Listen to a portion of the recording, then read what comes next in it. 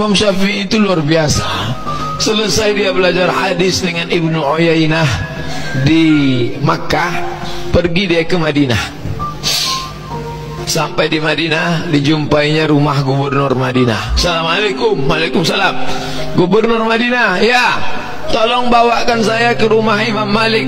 Saya mau belajar sama Maliki, Malik bin Anas. Apa kata gubernur? Hai Syafi'i, andai kau suruh aku memindahkan bukit Uhud, lebih ringan daripada menghadap Malik.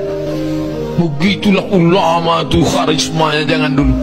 Aku tak sanggup berhadapan, segan mau jumpai Imam Malik. Kau suruh aku memindahkan bukit Uhud, lebih ringan daripada berhadapan dengan Malik. Ulama zaman dulu dihormati, luar biasa. Tapi karena diminta, akhirnya Imam Syafi'i pun datang ke rumah Malik bin Anas. Sampai di rumahnya, dia ucapkan salam. Assalamualaikum. Waalaikumsalam. Keluar pembantu Malik. Siapa? Saya Syafi'i. Mau ketemu siapa? Mau ketemu Malik. Malik mana? Di dalam. Ya, tunggu sebentar. Dia masuk dalam. Malik, ya, ada tamu namanya Syafi'i. Kata Malik, suruh dia baca kitab saya Muwatta. Nanti kalau dia sudah baca khatam Muwatta, baru dia belajar sama saya. Kalau tidak, nanti tak nyambung kajinya.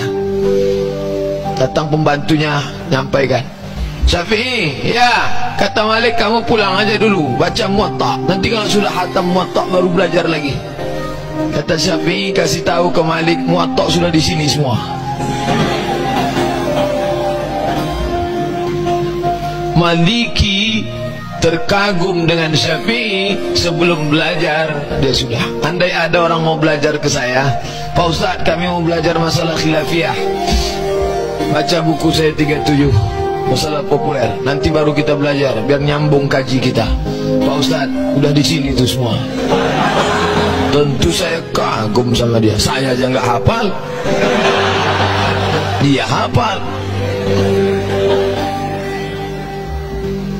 Akhir dari persahabatan, pertemanan dan menuntut ilmu Syafi'i, akhirnya Malik memanggil Syafi'i. Syafi'i, sini.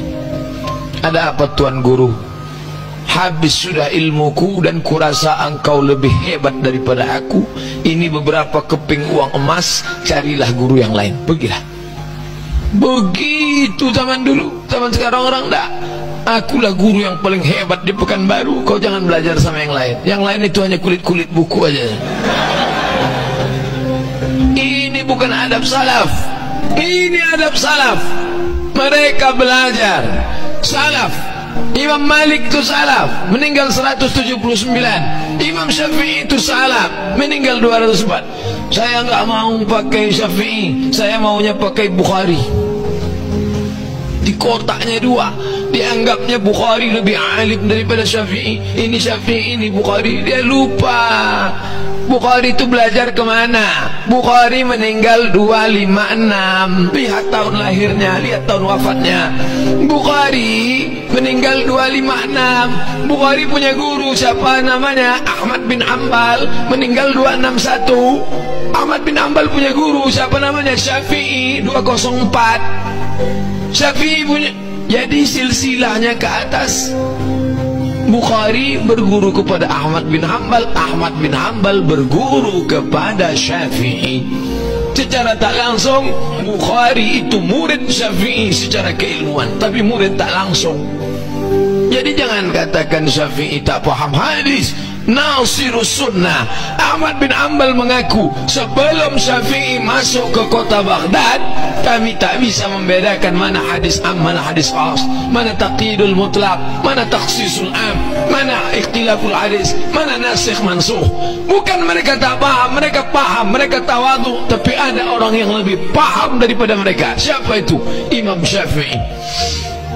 Yang pertama menulis kitab usul fiqih, Imam Syafi'i. Dipanggilnya muridnya namanya Rabi' al-Mudadi. Rabi', ta'al, mari kemari. Tolong ambil pena sama kertas. Datang Rabi', ambil pena, ambil kertas, dicatatnya. Catat.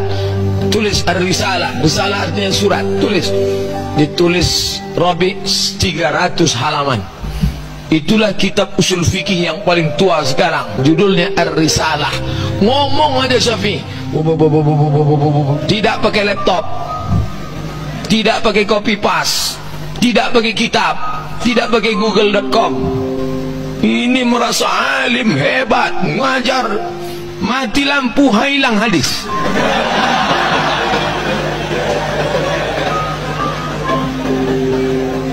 Ini Syafi'i yang berpendapat ini, kalau sombong baru haram, kalau tak sombong tak sampai kepada haram. Yang ngomong siapa?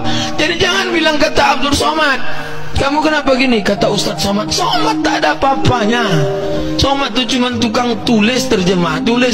Kebetulan suaranya kuat, dia ngomong. Itu aja.